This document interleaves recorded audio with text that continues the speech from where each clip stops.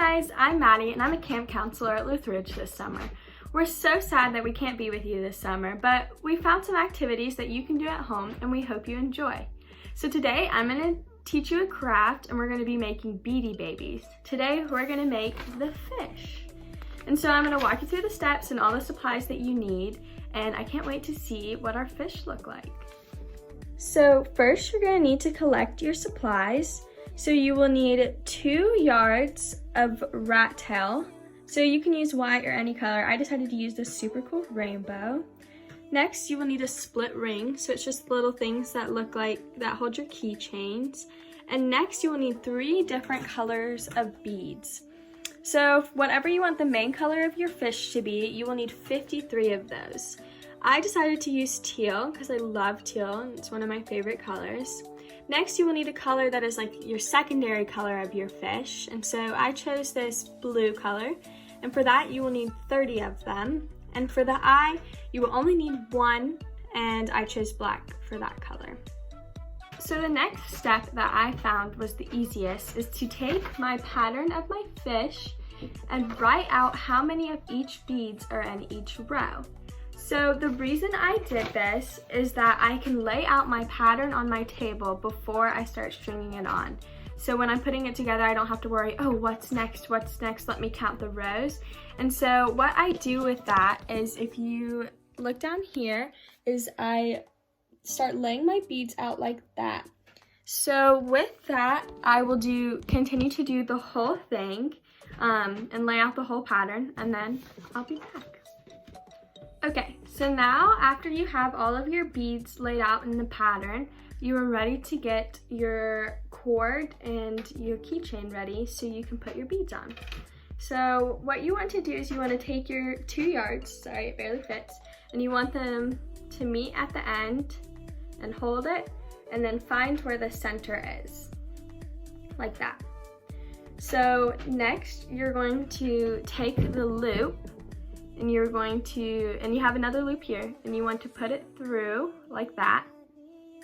And then you're going to put your fingers through that loop and grab these 2 strings. And then you're going to pull it tight.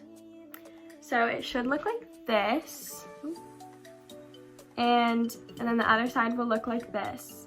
So what I like to do is have the side where the string is going across, facing up for my fish. So I will just set that down on the table. And next, you're gonna wanna tape it to the table, because I found that's what's easiest, so it doesn't move around and you don't have to worry about when your beads get too heavy, it falling off. So just go ahead and tape that to the table. Any tape will work. So if you have like weaker tape, a couple pieces, you may have to use a couple pieces, but it'll work. Okay, so now that you have your cord put on the keychain and taped to the table, and then you also have your pattern laid out to the side, it is now time to string the beads onto the cord. Okay, so the best way I found to string the beads onto the cord is you want to take your first row and you want to put your 2 beads on it, like so. And then you're going to want to take the other string. So you're going to put it on one string. I like to do the left, and then but it doesn't matter. Then you're going to take the right string and put it through the 2 holes so you can see the 2 ends, and then you're just going to pull. So you're going to pull this to the top, and you want to make sure that your beads are still together and aren't separating, so don't pull too tight because then they'll like bend, but you don't want it too loose because then it'll like fall apart. So next you're going to do your 3 beads. So again, you're going to put them on to onto the cord, and just add all 3 of those. And then you are going to take this cord and loop it through the 3 beads. And again, you're going to take those 2 ends and you're going to pull until they meet the first row of beads.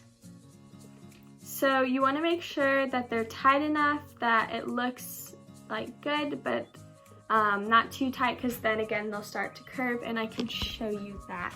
So this is what, oh, hold on, I can find it. There we go. So this is what it should look like. And you're gonna continue to do this with all of your beads. So continue to do each row and make sure that you pull tight enough that it makes a line and doesn't go like make a U, but you don't want excess hanging on the side. So I'll see you after that. Hey guys, so after you have all of your beads strung on and you have a beautiful fish, it's time to tie it off to make sure that your beads don't fall off. So what you're gonna do is you're gonna do an overhand knot, and I just have an extra piece of cord that I'm gonna use.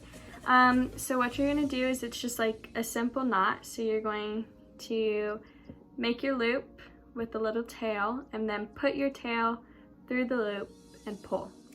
So because the whole of the beads are bigger than like this one, you may have to do a couple knots, and it can be tricky trying to get it like at the exact same point. So just kind of go slowly and you should be able to get it. So you're gonna do that on both sides of the fish, and then next you're going to add the tails. Okay, so after you have the overhand knot on both sides, it's time to add the tails. So how you're first going to do that is you're going to add a knot about right here, an overhand knot exact like the ones here. And you may have to do two to keep the beads in place, so do that on each side and make sure they're as even as possible. Okay, so after you have those two over knots, it's time to string your tail beads on. So with that, you just have to put them on the string, like normally just like threading it, and you don't have to cross over or anything. So with that, you're gonna have a little space left, and to make sure that those stay in place, you're going to do the same overhand knot, and you're going to repeat that on this side.